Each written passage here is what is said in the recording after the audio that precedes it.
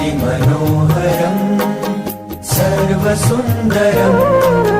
तिलकलक्षणम् चञ्चलेक्षणम् विबुधवन्दितम् स्वामिनाथ ते वपुरिहास्तु नो नित्यदर्शने अतिमनोहरम्